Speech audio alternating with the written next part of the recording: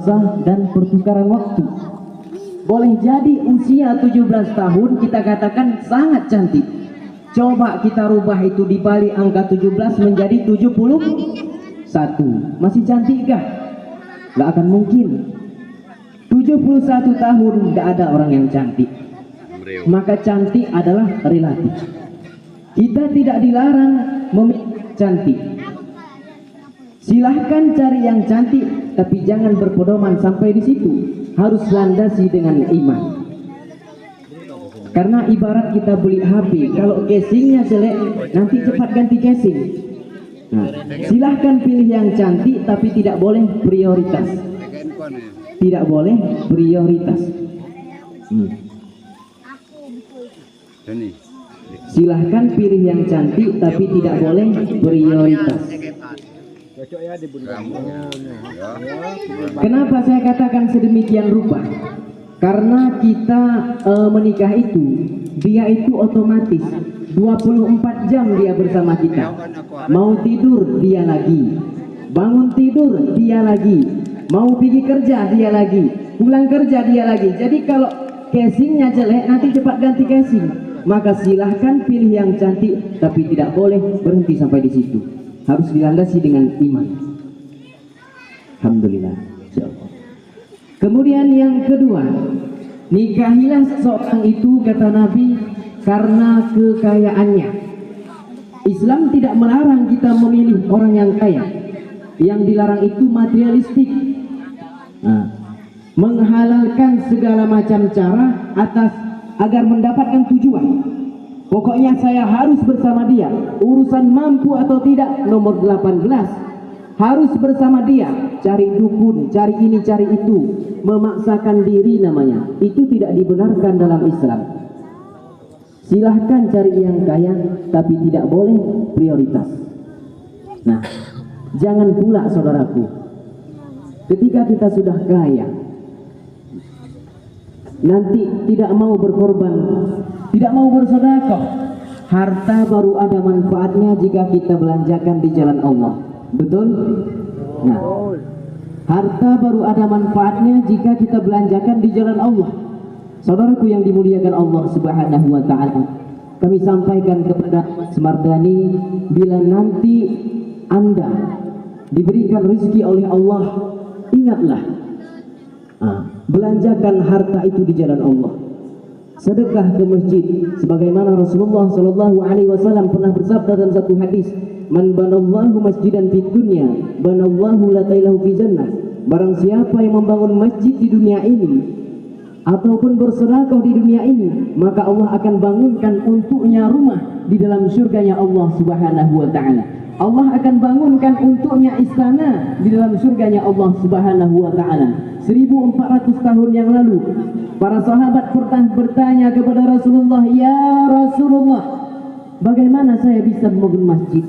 Bagaimana saya bisa bersedekah? Saya nggak punya harta, saya nggak punya duit." Maka Rasulullah Shallallahu Alaihi Wasallam bersabda lagi dalam hadis yang lain, "Man banallahu masjidan kanat hasibhatin." Barang siapa yang membangun masjid di dunia ini, walaupun sebesar tempat lubang burung bertelur, aw asgar, bahkan lebih kecil daripada itu, Masya Allah, Allah juga akan bangunkan untuknya rumah di dalam surganya Allah Subhanahu wa ta'ala. Saudaraku, kalau hari ini kita sumbangkan sedekah 10.000 ke masjid, 10.000 itu kita belanjakan beli batu bata berapa bisa? Kita katakan saja batu bata di sini 1.001. 10 batu bata kita korbankan di masjid, maka nanti kelak di yaumil kiamah Allah akan bangunkan untuknya rumah di dalam surganya Allah Subhanahu wa ta'ala. Nah, saudaraku, ini perkara harta. Islam tidak melarang kita memilih yang kaya. Yang dilarang materialistik, menghalalkan segala cara untuk mendapatkan tujuan. Kemudian yang ketiga, nanti kita di akhir tausiah saya lantunkan satu syair yang akan kami peruntukkan untuk kedua mempelai. Nah, nanti kita berbicara tentang perkara sholat. Nah, saya mau tanya, setelah menikah sholat penting atau tidak? Setelah menikah sholat penting atau tidak? Nah, kemudian yang ketiga kata Nabi Muhammad sallallahu alaihi wasallam, nikahilah seseorang karena keturunannya. Islam tidak melarang kita memilih keturunan yang baik, tapi tidak boleh prioritas. Bagaimana maksudnya? Karena ada nabi tapi anaknya pengkhianat. Siapakah dia? Nabi Nuh alaihissalam. Nabi Nuh saudaraku. Nabi Nuh saudaraku diberikan umur oleh Allah 980 tahun. Berdakwah sepanjang hidup. 900 tahun berdakwah cuma dapat umat kurang lebih 80 orang. Ustadz mana yang sanggup ceramah 20 tahun ceramah yang dengarin satu? Ustadz yang mana sanggup buka pondok pesantren 20 tahun dibuka yang nyantri satu? Nabi Nuh itu 20 tahun berdakwah rata-rata satu yang masuk Islam. Umat yang diajarinya itu umat yang kurang ajar. Nah, silahkan pilih keluarga keturunan yang baik, tapi tidak boleh prioritas. Karena ada nabi bapaknya penyembah patung tapi anaknya nabi. Siapakah dia? Dia adalah Nabi Ibrahim alaihissalam. Nabi Ibrahim saudaraku termasuk salah satu dari 5 orang rasul, merupakan kelompok ulul ajmi, yaitu para rasul yang dinilai mempunyai kelebihan dan punya sikap istiqomah di dalam berjuang. Nabi Ibrahim itu, beliau nabi, seorang rasul, kekasih Allah, tapi ayahnya penyembah patung, bapaknya penyembah patung, pencetak patung, penyembah patung. Maka silahkan cari keturunan yang baik, tapi tidak boleh prioritas. Suasana dingin, tetapi saya panas. Tidak ada kipas ya. Masya Allah. Kemudian yang keempat, ini yang paling terpenting. Nikahilah seseorang itu karena agamanya.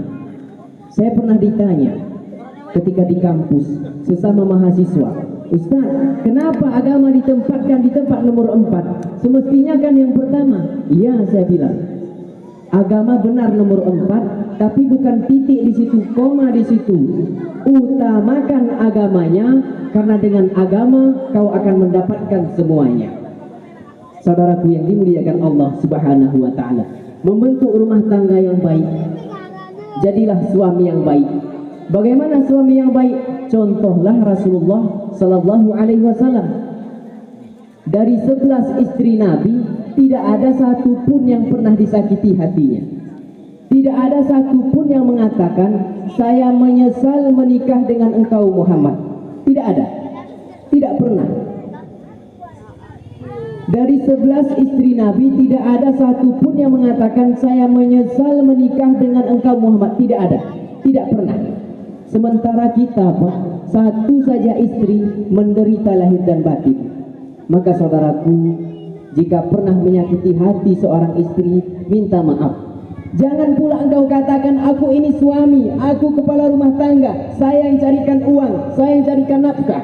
Masa saya minta maaf kepada istri? Oh, tidak begitu dalam Islam, Pak. Akui kesalahan kita. Kalau memang kita yang bersalah, maka minta maaflah. Minta maaf kepada istri. Begitu dalam Islam. Istri juga, ibu-ibu juga minta maaf kepada suami. Karena Rasulullah pernah sampaikan, kalau ada istri yang durhaka kepada suaminya, jangankan dapat surga, baunya surga engkau tidak akan dapat. Bahkan dalam peristiwa Isra wal Mi'raj, baginda Nabi pernah sampaikan, bercerita kepada para sahabat, wahai umatku, wahai para sahabatku, saya diperlihatkan neraka. Neraka ya Rasul, neraka. Lalu isinya saya lihat kok kebanyakan perempuan. Perempuan ya Rasul, perempuan. Laki-laki bagaimana? Laki-laki juga tidak sedikit, cuma kebanyakan perempuan. Ya Rasul, apa mereka tidak sholat? Oh, sholat. Apa mereka tidak ngaji? Oh, rajin mereka kalau soal ngaji. Kenapa banyak mereka di neraka ya Rasulullah? Rasul senyum dan menjawab, umumnya perempuan kurang bisa berterima kasih kepada suaminya. Betul? Tidak? Masya Allah. Umumnya perempuan kurang bisa berterima kasih kepada suaminya. Saudaraku yang dimuliakan Allah Subhanahu wa ta'ala, Membentuk rumah tangga yang baik sudah kita sampaikan. Nah, perlu kita sadari saudaraku, setelah menikah tidak ada yang namanya kita tidak punya masalah. Semua orang punya masalah. Semua orang punya masalah. Ini yang di depan-depan saya ini, muka-muka penuh masalah semuanya. Saya juga punya masalah, semuanya punya masalah. Jangankan kita, mempelai saja punya masalah. Sebelum menikah punya masalah. Diterima atau tidak, diterima atau tidak, diterima atau tidak. Sah, alhamdulillah. Setelah itu timbul masalah lain. Kepengen punya rumah, kepengen punya anak. Setelah itu timbul masalah lain. Timbul masalah lain. Apalagi masalahnya? Kepengen punya ini, kepengen punya itu masalah. Maka kita dalam Islam harus sangka baik. Sangka baik kepada Allah, sangka baik kepada suami. Apabila kita sangka baik kepada Allah, maka Allah akan memberi apa yang kita minta.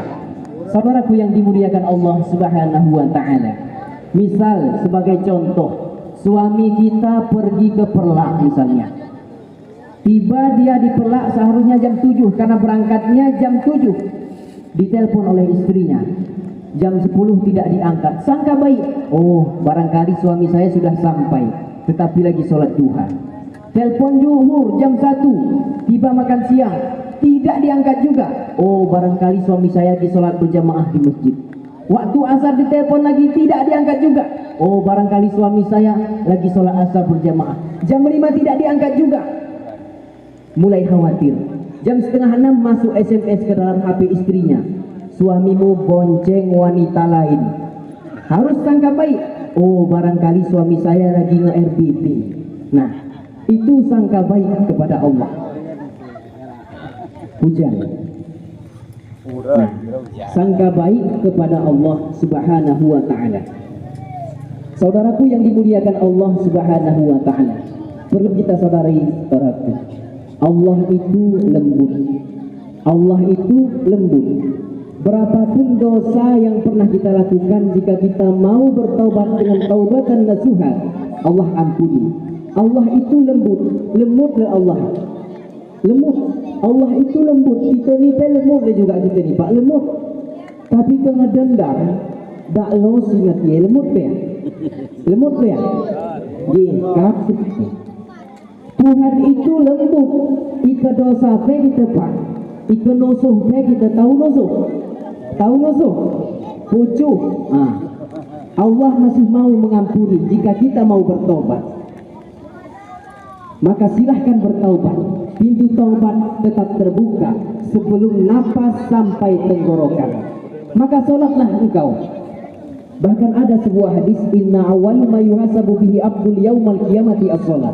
Sungguh amalan pertama yang akan dihisab kelak di hari kiamat adalah sholatnya. Maka sholatlah engkau. Anu tengku. Karena kalian dapat hidayah ya ketika sembiang. Allah cipta hidayah. Oh ngameh putih dia sembiang. Nampin hana mana?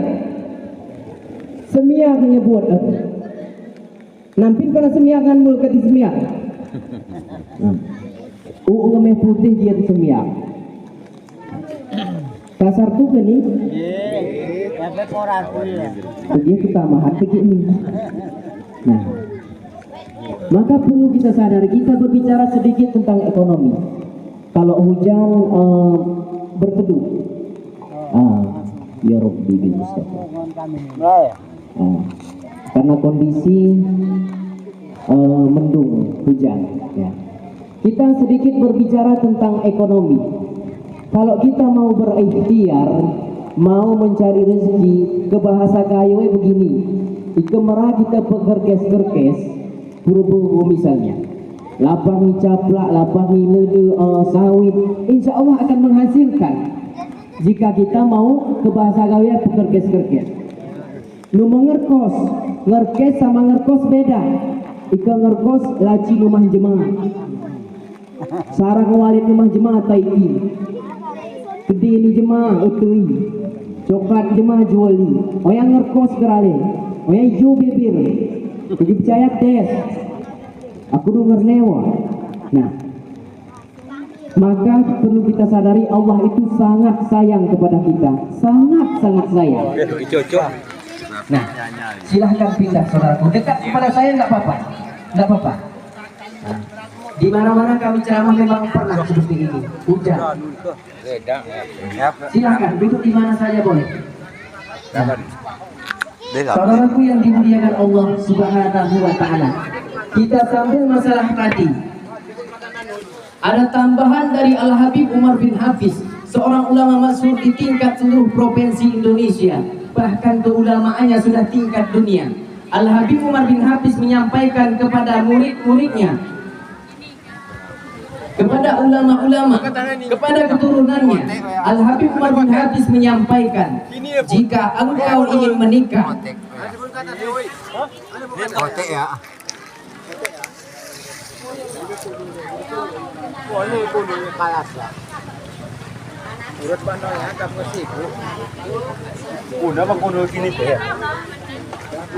nah, saudaraku, kata Al-Habib Umar bin Hafiz, seorang ulama masyhur di tingkat seluruh provinsi Indonesia, jika Bunda, ini ceramah yang kedua ini saya sampaikan kepada Bunda, kepada ibu-ibu, ya, kepada ibu-ibu.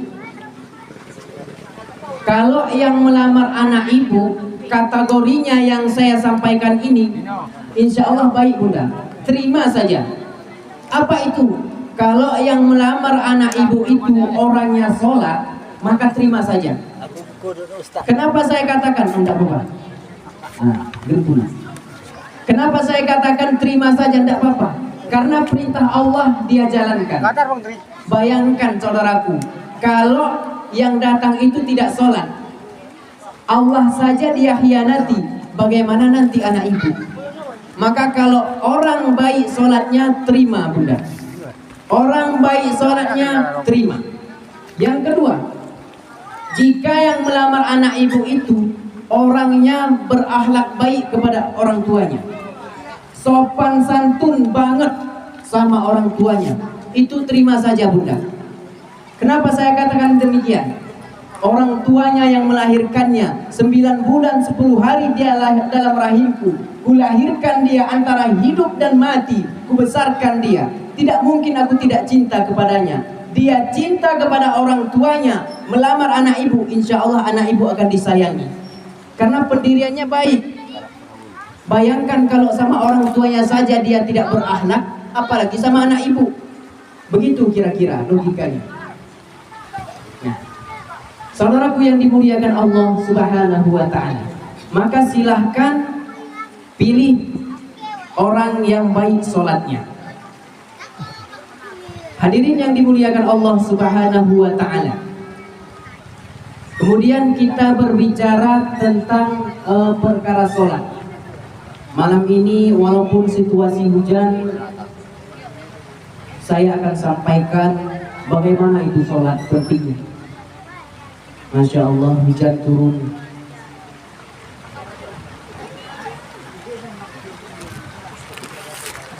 Kita tawasul kepada Allah, semoga hujannya berhenti sebentar. Ya Rabbi bil Mustafa barik maqasidana wa ghfir lana ma mata ya wasi'an karami. Hadirin yang dimuliakan Allah Subhanahu wa Ta'ala, kemudian kita berbicara tentang sholat. Demi Allah saudaraku, sebentar saja renungkan. Setiap Anda berapapun usianya pasti punya orang tua. Mungkin di antara kita ada yang sudah wafat, yang ibunya mengharapkan supaya anaknya bisa menghantarkan amalan soleh, anaknya bisa baca Al-Quran, sehingga di akhirat nanti bisa dikumpulkan kembali. Duhai Anda yang punya orang tua, saya yakin Anda pun punya anak, punya keluarga. Ku anfusakum wa ahlikum nara. Jangan sampai terpisah saat di akhirat nanti. Orang-orang dulu wafat, yang kemarin wafat, yang sekarang pun akan wafat. Tunjuk diri Anda di cermin. Duhai Azhar, Anda wafat. Duhai Fulan, Anda wafat. Kata Allah masih tidak sadar juga. Masih belum ada juga kehusukan untuk ingat kepada Allah. Masih tidak sadar juga akan dihisab. Mana salat kalian? Yang satu amalan itu akan menjadi penentu seluruh amalan lainnya. Inna awwalu ma yuhasabu bihi abdul yaumal qiyamati as-shalah. Sungguh amalan pertama yang akan dihisab kelak di hari kiamat adalah salatnya. Mana amal soleh yang dikumpulkan? Kenapa banyak maksiat yang dikerjakan? Apakah belum tiba waktunya untuk khusyuk mendekat kepada Allah Subhanahu wa taala? Saudaraku, saya ingin membuka sejarah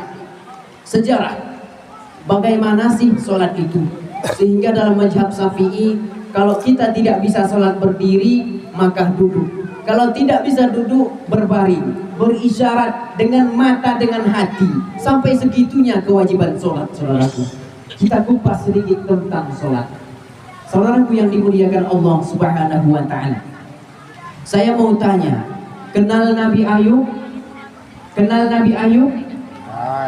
Nabi Ayub alaihissalam diberikan cobaan oleh Allah 18 tahun sakit. Kalau bahasa kita bukan lagi kurus, tinggal kulit yang sedikit, tinggal tulang, tinggal kulit, tinggal tulang kalau bahasa kita. Nabi Ayub itu istrinya lebih daripada 3. Nah, ini kita ketahui, biasanya orang pengantin baru kita ucapkan sakinah, mawaddah, warahmah. Kita akan sampaikan bagaimana sih warahmah itu. Kita akan sampaikan. Saudaraku yang dimuliakan Allah, Nabi Ayub itu istrinya lebih daripada 3, hartanya banyak, peternakannya banyak. Memang Nabi Ayub benar-benar diuji oleh Allah, seketika mati semuanya. Nabi Ayub sakitnya parah. Saking parahnya, ada satu riwayat mengatakan Nabi Ayub itu diusir dari kampungnya ke tengah-tengah hutan. Sampai di tengah hutan tak ada seorang pun yang berupaya membantu Ayub. Tapi ada satu makhluk Allah yang bernama Warahmah. Siapakah Warahmah ini? Istri daripada Nabi Ayub yang paling tua. Ke bahasa Gayo tok tua. Istrinya si paling tua. Nggih padutan demui Nabi Ayub. Wahai Ayub, aku akan menemanimu. Wahai istriku, untuk apa kau kemari? Aku ini sudah tidak berdaya. Untuk apa kau kemari? Wahai suamiku, demi Allah aku akan menemanimu, hidup ataupun mati. Alhamdulillah. Kala itu Nabi Ayub bermunajat kepada Allah Subhanahu wa ta'ala. Ya Allah, karena sakitnya sudah terlalu parah, kalau memang belantung yang ada dalam tubuhku ini ya Allah harus memakan seluruh tubuhku ya Allah, aku ikhlas dan aku ridho sepanjang Engkau yang masih ridho kepadaku. Ya Allah, kalau memang belantung ini harus memakan seluruh tubuhku ya Allah, maka yang ku minta hanya 2 ya Rahman. Jangan sampai belantung ini memakan hatiku dan memakan lidahku. Belantung itu kalau bahasa kita lagu yok bener untukku. Jangan sampai belantung ini memakan seluruh tubuhku. Yang ku minta cuma 2 ya Allah. Jangan sampai dia memakan hatiku dan lidahku. Pertanyaannya adalah, kenapa yang diminta Nabi Ayub itu ya 2? Karena dengan hatinya dia bisa sholat, dengan lisannya dia bisa berzikir, mengingat Allah Subhanahu wa ta'ala. Singkat cerita saudaraku, kala itu Nabi Ayub kepengen makan, sementara bahan makanan habis, beras habis. Hari itu bukan beras tetapi gandum. Gandum habis, sebuah bahan makanan habis.